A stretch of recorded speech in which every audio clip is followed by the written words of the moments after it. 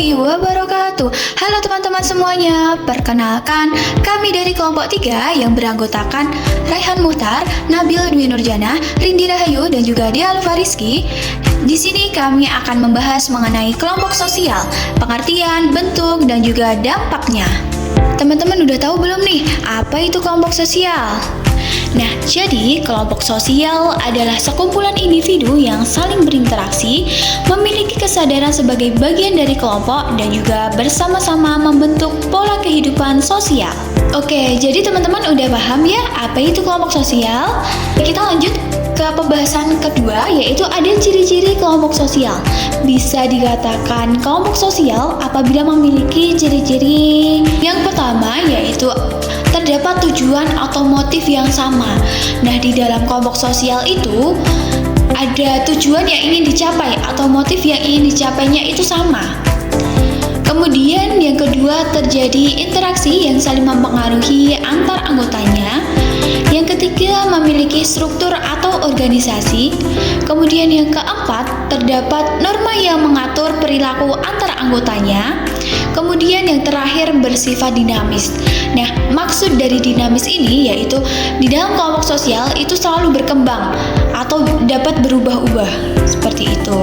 Studi kasus komunitas anak pang.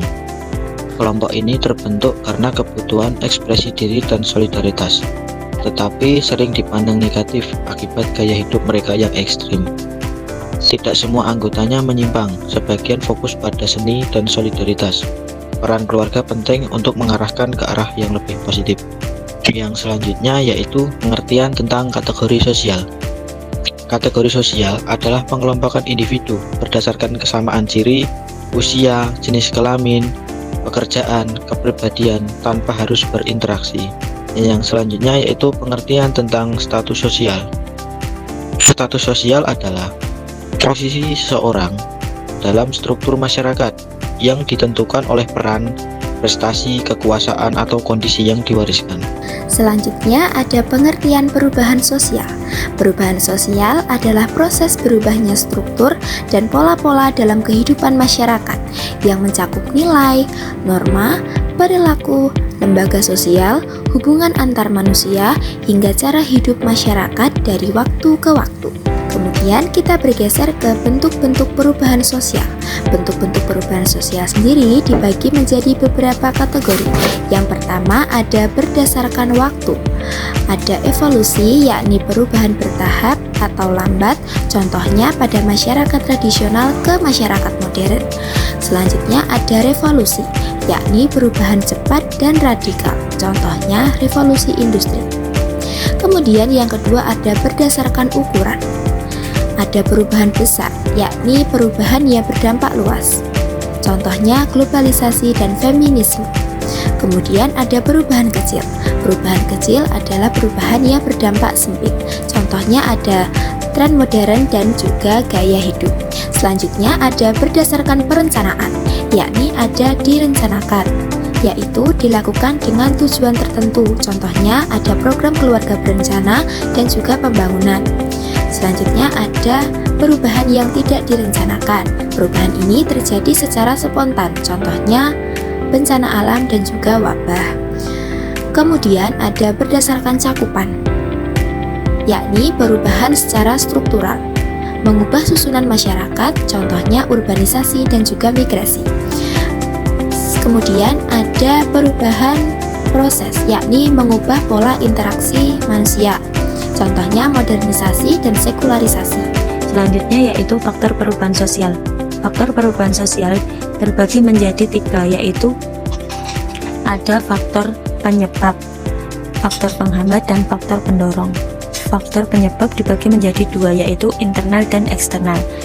Kalau yang internal itu misalnya adanya konflik, penemuan baru, perubahan penduduk. Yang eksternal itu contohnya kayak peperangan, terjadinya bencana, pengaruh budaya asing. Itu faktor penyebab perubahan sosial. Kalau faktor penghambat perubahan sosial yaitu adanya sikap tertutup, tradisi yang kuat, minimnya interaksi dari luar, ideologi yang kaku, dan ilmu pengetahuan yang terhambat. Faktor pendorongnya yaitu kontak dengan budaya lain, terus pendidikan, sikap yang terbuka, masyarakat heterogen, dan keinginan memperbaiki nasib. Selanjutnya yaitu dampak perubahan sosial. Ada dua, yaitu ada dampak positif dan dampak negatif. Dampak positif yaitu nilai dan norma baru terbentuk.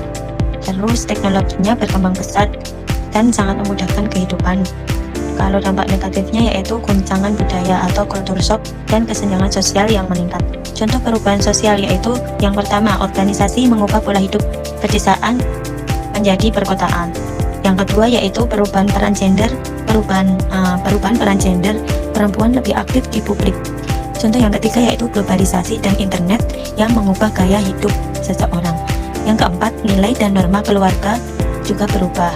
Yang kelima yaitu keberagaman budaya memunculkan interaksi baru. Contoh studi kasusnya yaitu lunturnya folklore di suku Tengger. Folklore mulai hilang karena masuknya agama-agama resmi, perubahan kekayaan masyarakat, dan pergeseran fungsi ritual menjadi sekedar tradisi. Kesimpulannya yaitu kelompok sosial mempengaruhi cara individu berinteraksi dan berperan dalam masyarakat.